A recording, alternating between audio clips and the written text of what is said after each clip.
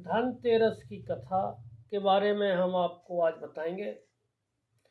एक दिन भगवान विष्णु मृत लोक विचरण करने के लिए लक्ष्मी सहित भूमंडल पर आए।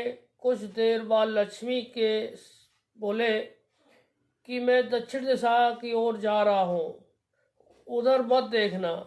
यह कह ज्यों ही भगवान ने राह पकड़ी त्यों लक्ष्मी पीछे पीछे चल पड़ी। कुछ दूर पर सरसों का खेत दिखाई दिया, उसके बाद ऊख का खेत दिखाई दिया। लक्ष्मी जी ने श्रृंगार किया और ईख तोड़कर चूसने लगी। तत्क्षण भगवान लौट आए और यह देखकर लक्ष्मी को क्रोधित होकर श्राप दिया कि जिस किसान का यह खेत है 12 वर्ष तक उसकी सेवा करो। ऐसा कहकर भगवान क्षीर सागर चले गए और लक्ष्मी ने किसान के यहाँ जाकर उसे धन धान से पूर्ण कर दिया। तत्पश्चात 12 वर्ष के बाद लक्ष्मी जी जाने के लिए तैयार हुई, किंतु किसान ने रोक लिया। भगवान जब किसान के यहाँ लक्ष्मी को बुलाने आए तो किसान ने लक्ष्मी को नहीं जाने दिया। तब भगवान बोले, तुम परिवार सहित गंगा स्नान करो और इन कौड़ियों को भी जल में छोड़ देना। जब तक तुम नहीं लौटोगे तब तक मैं नहीं जाऊंगा। किसान ने ऐसा ही किया। जैसे ही उसने गंगा में कौड़ियाँ डाली वैसे ही गंगा में से 4 चतुर्भुज निकले और कौड़ियाँ लेकर चलने को उद्यत हुए।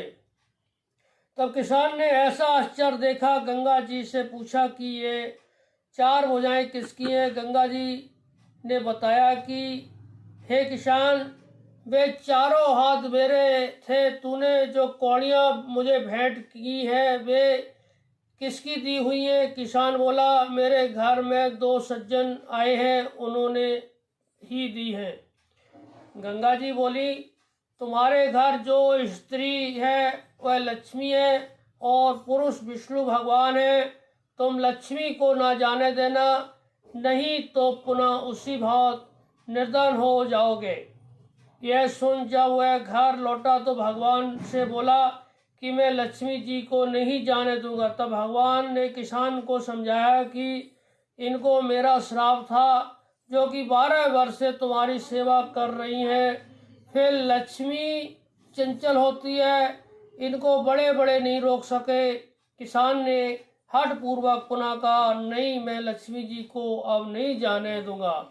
इस पर लक्ष्मी जी ने स्वयं कहा कि हे किसान, यदि तुम मुझे रोकना चाहते हो तो सुनो, कल तेरस है, तुम अपना घर स्वच्छ रखो, रात्रि में घी का दीपक जलाकर रखना, तब मैं तुम्हारे घर आऊंगी। उस समय तुम्हारी मेरी पूजा करना, किंतु मैं तुम्हें दिखाई नहीं दूंगी। किसान ने कहा, ठीक है, मैं ऐसा ही करूँगा।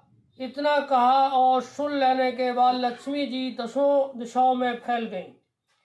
भगवान देखते ही रह गए। दूसरे दिन किसान ने लक्ष्मी के कथा अनुसार पूजन किया, उसका घर धन धान से पूर्ण हो गया। इसी भांति वह हर वर्ष तेरस के दिन लक्ष्मी जी की पूजा करने लगा। उस किसान को ऐसा करते देख कितने ही लोगों ने पूजा करनी शुरू की। बोलो लक्ष्मी माता की जय। कथा अच्छी लगी हो तो लाइक करना, सब्सक्राइब करना और बेल आइकन की घंटी जरूर बजाना।